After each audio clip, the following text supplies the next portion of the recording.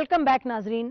تو یہ مولانا صاحب آپ بتائیے, اب یہ جو بات ہو رہی ہے کہ امریکہ کا جو پریشر ہے اس کو ہم ریزسٹ تو کر سکتے ہیں, لیکن وکی لیگز میں جو خبریں آئیں اس میں تو باتیں جو نکلیں اس میں مولانا فضل الرحمان صاحب بھی امریکہ سے ملے, ہر پارٹی ملتی ہے, بیٹھتی ہے, اور اس حد تک آپ نے صحیح کہا کہ امریکہ کے لگتا ہے کہ زیر اثر اتنی یہاں کے سیاستدان ہیں. میں اس چیز کی تو ایک وضاحت کر دوں, میں نے یہ نہیں کہا کہ زیر اثر ہے, میں نے کہا کس کی یہ قوت ہے کہ اس کو جواب دے. جو پوری دنیا کا بدماش بنا بیٹھا ہے, پوری دنیا کو تھریٹ کر رہا ہے, اس کو کوئی روکنے والا نہیں ہے, وہ ایسی جمہوریت کی آواز لگا رہا ہے. اگر اس کو کسی ملک میں جمہوریت نہیں, وہاں شہنشاہیت اس کو فیور کرتی ہے تو وہ اس کی حمایت کرتا ہے. ایسے جمہوریت کا ڈنڈورا پیٹا جا رہا ہے, پوری دنیا میں بدماشی کر رہا ہے, بدماشی کے تحت وہ سب کچھ کر رہا ہے اور ہے بدماش. اب اگر ہمارے ملک میں وہ ایک بدماش کی حیثیت سے آ کر جو کچھ کرے گا, ہمیں اس حکمت عملی پر سوچنا چاہیے کہ اس بدماش کی بدماشی سے بھی بچیں اور اپنے ملک کو بھی بچائیں اور اس کو بھی خود ہی تو بچائیں. بلاتے ہیں, خود ہی تو ہم آنے دیتے ہیں, کوئی ہم اتنے بے بس ہیں, کتنے ہم لاچار ہیں کہ امریکہ آ جائے اور جو مرضی کرے. نسیم ایک مسئلہ ہے نا, اگر ہمارے سنسیئر دوست کوئی اور اسلامی دوست باہر آتے, کوئی ہمارے فرینڈ آف پاکستان نے بگ زیرو امداد کی ہے, کوئی مجھے بتائیں کہ انہوں نے کیا ہمیں ساتھ دیا ہے. فرینڈ آف پاکستان سے 10 روپے آئے ہیں, کسی نے ہمیں 3 مہینے کا تیل ادھار دیا ہے, کسی نے ہم نے کہا کہ جناب یہاں جتنی بھی کور ڈرائیو کھیلی جا رہی ہے, جتنی امداد آ رہی ہے, دیکھیں ہم فائنینشیل کرائسس کے اس ایج پہ پہنچ گئے جس کی طرف آپ کوئی توجہ نہیں دے رہا. آج 3 ارب روپے روزانہ چھپ رہے ہیں, 10 دن پہلے 2 ارب روپے چھپ رہے تھے, اور جس دن یہ 4 ارب روپے چھپنا شروع ہو گئے, میں آن ریکارڈ آپ کے پروگرام میں کہہ رہا ہوں, کسی کو اعتراض ہے تو آپ کے پروگرام پہ آئے, میں صرف الزام نہیں لگا رہا, حقیقت کی بنیاد پر, انفارمیشن کی بنیاد پر کہہ رہا ہوں کہ اب 3 ارب روپے روز رات پنڈی میں چھپ رہے ہیں ایک دن میں. اور جب آپ نے 125 روپے مہینہ ارب کا ایک لون ریٹرن بینکوں کا ہی آپ کے ذمہ آ رہا ہے, ہمیں ساری قوم کو یہ گول میز کانفرنس, میں انہیں وہ سمجھتا ہوں کہ ساری قوم کو ایک یونانیمس ڈیسیژن لینا چاہیے. جی دیکھیں نا ایاز, یہ جو اقتصادی صورتحال آپ اس کو بالکل ڈیلنگ کریں گے. ایک بات سنیے, ترکی میں 1000% انفلیشن رہ چکی ہے, ارجنٹینا میں 100% سے زیادہ انفلیشن رہ چکی ہے. انہوں نے اپنا فورن ڈیٹ ریپیوڈیٹ کیا, بعد میں پے کر دیا, اس کرائسس سے نکل آئے. تو یہ جو ہماری سوچ اور جو ہمارا بنیادی مفروضہ ہے کہ کیونکہ ہماری اکنامک حالت خراب ہے تو اس لیے ہمیں یہ کرنا پڑتا ہے, اس سوچ کو ہمیں تبدیل کرنا چاہیے.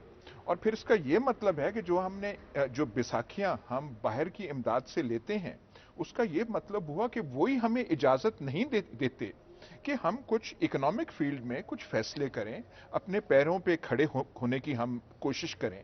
اور یہ تو ہم پچھلے 30-40 سال سے وہ ہو رہا ہے, وہی گفتگو جاری ہے, وہی گفتگو جاری ہے, 60 سال سے جاری ہے, جو ہے آپ 60 سال سے یہ جاری ہے. ایک بات سنیے, لیڈر تو آپ لوگ 60 سال سے جاری ہے. ہم کوئی ریشنل نارمل ملک رہنے کی وہ سعی اور کوشش ہم کیوں نہیں کرتے؟ ہم نے کشمیر بھی آزاد کرانا ہے, ہم نے افغانستان میں بھی اپنا وہ تسلط کرنا ہے, ہم نے انڈیا کے ساتھ بھی جنگ کرنی ہے, ہم نے اپنا وہ نیوکلیئر جو ہے وہ آرمز ریس اس میں بھی ہونا ہے. ہم واحد ملک ہوں گے جو پوری دنیا میں FMCT اور فضائل وہ, اور کیا ہم جسٹیفیکیشن دے رہے ہیں کہ ہم نے دیکھنا انڈیا, کچھ ہم سوچ تو اپنی تبدیل کریں. ہم نے جہاد کشمیر بھی کرنا ہے, جہاد افغانستان بھی کرنا ہے, یہ نارمل باتیں نہیں ہیں. ریمنڈ ڈیوس کے حوالے سے یہ تمام مسئلے اس لیے اہم ہیں کیونکہ ایک تو خیر گڑبڑ ہو گئی کیس کی, دوسری بات یہ ہے اگر سب حکومت تزلزل میں پورے پاکستان میں چمگوئیاں اور اب کیا ہوگا ڈیزاسٹر ہو جائے گا, اسی لیے تو ہے بھائی, کیونکہ کہا جا رہا ہے کہ جو اقتصادی صورتحال ہے وہ اتنی خراب ہے. اچھا امریکہ کو نہیں پتا کہ پاکستان کی اقتصادی صورتحال اتنی خراب ہے, اچھا اس وجہ سے وہ ہم پر اس وقت ٹائٹ کر رہے ہیں, یا کہ ہمارے پاس کوئی اور لیوریج ہے جو آپ استعمال کر سکتے ہیں؟ اب بتائیں. امریکہ کا آلویز یہی ایٹیٹیوڈ سب کے ساتھ ہوتا ہے, وہ اسی طرح سے شروع کرتے ہیں, اور ان کی عادتیں خاص کے پاکستان میں خراب ہو گئی. ہماری حکمرانوں کو بڑا کلیئر کیٹیگورک اسٹیٹمنٹ دینا چاہیے کہ بھائی یہ ڈپلومیٹک پریشرز آپ نہ استعمال کریں, آپ اس کی ڈپلومیٹک سولوشن ڈھونڈیں.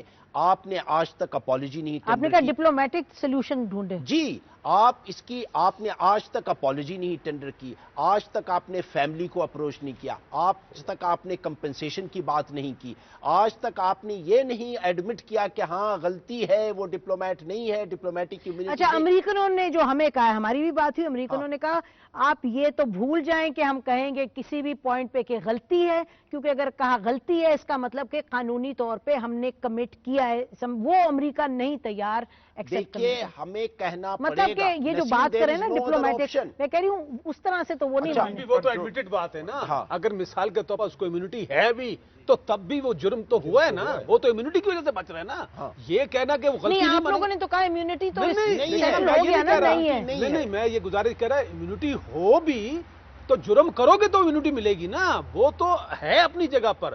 تو اگر امریکہ اس کو غلطی بھی تسلیم نہیں کر رہا تو پھر تو میرا خیال ہم کو اپنی کمزوریوں پر ماتم کرنا چاہیے. تو ریڈ لائنز لگانے کی ضرورت ہوگی نا. آپ کتنے اقتصادی حالات بڑے خراب ہیں, ٹھیک ہے, گورننس نہیں ہے, شیخ شرشی صاحب کہتے ہیں, بالکل صحیح کہہ رہے ہیں, مگر اگر آپ سوورن انڈیپینڈنٹ اسٹیٹ ہیں تو کوئی تو ریڈ لائنز آپ. اچھا, یہ بتائیں کہ امریکہ نے کہا, یہ انہوں نے کہا زرداری صاحب کا دورہ قربان کر دو, امریکہ نے یہ بھی کہہ دیا ہے کہ جو ملٹی لیٹرل فائنینشیل ایجنسیز ہیں ان کو ہم ان کو کہیں گے کہ نہ آپ کو دیں پیسے. نہیں دیکھیں نا, میں تو بتا رہی ہوں جو امریکہ کہہ رہا ہے. انہوں نے کہا میٹنگ بھی نہیں, حالانکہ بڑی انٹرسٹنگ بات انہوں نے کہا کہ وہاں میونخ میں ہم فورن منسٹر صاحب کو نہیں ملیں گے لیکن جنرل کیانی کو ملے, اور ان کو کوشش کی کہ ان سے کہیں گے جی آپ اس کو ریمنڈ ڈیوس کو دیں. میں نے بھی کہا تھا کہ اگر اس کی وجہ سے جو ہماری اتنی گرم جوشی ہے اس میں تھوڑی کمی آئے تو وہ پاکستان کے لیے اچھا ہوگا. اگر شاہ محمود قریشی صاحب نہیں جا سکے میونخ کیونکہ ہلری کلنٹن نے کہا تھا کہ میں نہیں مل سکوں گی, میرے پاس ٹائم نہیں ہوگا, تو اس سے کوئی آسمان تو نہیں گر گیا نا. ہماری یہ کمزوری ہے کہ ہم مذاکرات کی بھیک مانگتے ہیں. ہمیں کیا ضرورت ہے, بالکل صحیح کہہ رہے ہیں, ہمیں کیا ضرورت ہے کہ ہم انڈیا سے بھیک مانگتے ہیں کہ جی آپ مذاکرات کے ٹیبل پہ جیسے میں نے کہا جہاد کا اعلان نہیں کرنا چاہیے, جہاد کا اعلان نہیں کرنا چاہیے. آپ کہہ رہی لوگ, آپ کتنے انوالوڈ ہیں امریکہ کے ساتھ, آپ ایکسٹریمز پر چلی جا رہی ہے. ایک طرف جہاد کی بات ہو رہی ہے, میں کہہ رہا ہوں کون ایکسٹریم پر جا رہے ہیں, کون ایکسٹریم پر جا رہے ہیں, کی بات کون ایکسٹریم پر جا رہے ہیں. نہیں, پاکستان میں یہ کہ جی امریکہ ہم پر حملہ کر, یہ تو یہ ہے کہ سرنڈر کر دیں. بھائی بہت بڑا مڈل اسپیس ہے, آپ ماڈریشن کے ساتھ, رسپانسبلٹی کے ساتھ آپ کہیں کہ بھائی یہ جمہوری حکومت ہے, ہماری عوام اجازت نہیں دے گی, اس قسم کی توہین کو نہیں برداشت کرے گا. کون؟ ہمارے حکمران. ابھی تک تو 15 دن تو ہو گئے. ویسے یہ تو مولانا صاحب یہ تو بات مانے, یہ تو بات مانے کہ 15 دن سے ابھی تک وہ ادھر ہی ہے, نہیں تو ہوتا تھا راتوں رات غائب کر دیں. اور بات ہے, دیکھیے ایک بات یہ تو ماننا پڑے گا. نسیم, اگر یہ واقعہ مزنگ چنگی میں نہ ہوتا, کب کا نکل چکا ہوتا, جیل روڈ پہ نہ ہوتا, دن دہاڑے نہ ہوتا, کہیں پارا چنار کہیں اور ہوتا, 3 آدمی کے بجائے 16 مر جاتے. یہاں بہت ایسے ڈرون سٹرائکس وہاں نہیں ہوتی, وہاں پہ سیویلینز نہیں مرتے, تو کیا ہوتا ہے, ہم بالکل آنکھ صرف کر کے نظر کر لیتے.